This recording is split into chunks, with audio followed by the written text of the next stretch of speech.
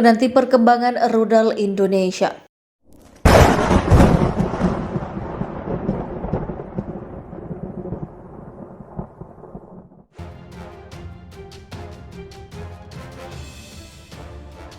Jika terjadi perang berlarut dengan Indonesia, bisa jadi seluruh pesawat tempur maupun kapal perang Indonesia akan rontok atau grounded akibat kehabisan amunisi atau rudal. Tidak ada lagi rudal yang bisa ditembakkan oleh pesawat tempur dan kapal perang karena sudah habis ditembakkan. Alhasil pesawat tempur dan kapal perang Indonesia hanya akan menggandakan senjata mesin dan meriamnya saja yang memiliki jangkauan terbatas. Dengan demikian cerita akhir dari peperangan ini bisa ditebak. Perang antara Argentina dengan Inggris mungkin bisa dijadikan pelajaran. Di awal perang, Argentina masih bisa mengimbangi kekuatan tempur Inggris. Namun seiring berjalannya waktu, Argentina pun mulai keteteran, terutama soal rudal yang bisa diusung oleh pesawat tempur mereka. Saat itu rudal anti kapal permukaan tinggal 2. Argentina pun harus bisa memanfaatkan sisa rudal ini dengan sebaik-baiknya dengan mengorbankan sejumlah pesawat tempur untuk memancing radar pesawat dan radar musuh. Argentina melakukan serangan terakhirnya. Serangan itu berhasil menenggelamkan kapal Inggris. Namun akhir cerita perang bisa dibaca. Pesawat tempur dan kapal perang Argentina akhirnya mangkrak karena tidak lagi punya rudal. Berbicara soal militer dan peperangan, intinya hanya satu: berapa banyak Anda memiliki amunisi. Cara menghitung kekuatan kapal perang juga sama. Berapa banyak kapal perang itu mampu memuat persenjataan. Semakin banyak rudal yang bisa dibawa, semakin besar potensinya dalam peperangan. Inti dari peperangan adalah seberapa banyak pihak yang berkonflik bisa menembakkan peluru dan rudal. Makin banyak yang ditembakkan, semakin besar harapan untuk menang dan sebaliknya. Syukurlah kini Pindad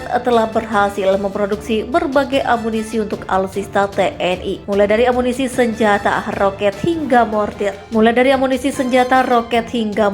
Amunisi ini menjadi modal untuk peperangan darat. Bagaimana dengan matra laut dan udara? Dua matra ini memiliki spesifikasi amunisi yang berbeda untuk efektivitas pertempuran. Mereka membutuhkan rudal dan negara kita belum bisa memproduksinya alias masih mengandalkan impor. Masalahnya seberapa banyak rudal ini bisa kita impor? Tapi faktanya tidak banyak. Kalaulah terjadi perang, apakah amunisi impor itu bisa dipesan untuk negara berkembang seperti Indonesia? Tentu akan ada kesulitan. Justru sebaliknya, rudal-rudal yang sudah dipesan malah tidak dikirimkan. Kasus seperti ini menimpa Iran dengan S-300-nya dan Argentina dengan Exocet. Di pemerintahan yang baru ini ramai kita dengar hiruk-pikuk pembangunan poros maritim. Tentu hal itu baik agar kita tidak lagi memunggungi lautan. Pesawat amfibi pun akan dibeli dengan penguatan poros maritim. Selain itu, untuk hal yang ramai didengar adalah pembangunan UAV atau drone. BPPT dan LAPAN pun sibuk menggenjot pengembangan UAV atau drone mereka. Namun bagaimana dengan pengembangan roket dan rudal Indonesia yang sudah dikembangkan pemerintah SBY? Beritanya tidak terdengar lagi. Padahal dalam peperangan modal utama pertempuran adalah amunisi. Jika terjadi perang, bisa jadi roket Erhan Mobile akan unggul. Jika mulai terjadi pertempuran darat, MLRS Atros 2 yang dibeli dari Brazil akan mangkrak karena kehabisan peluru. Akan lucu kalau alutsista yang mahal-mahal dibeli tetapi tidak terpakai. Kalau Indonesia ingin kuat dan disegani negara lain, bangunlah secara serius proyek rudal dan roket.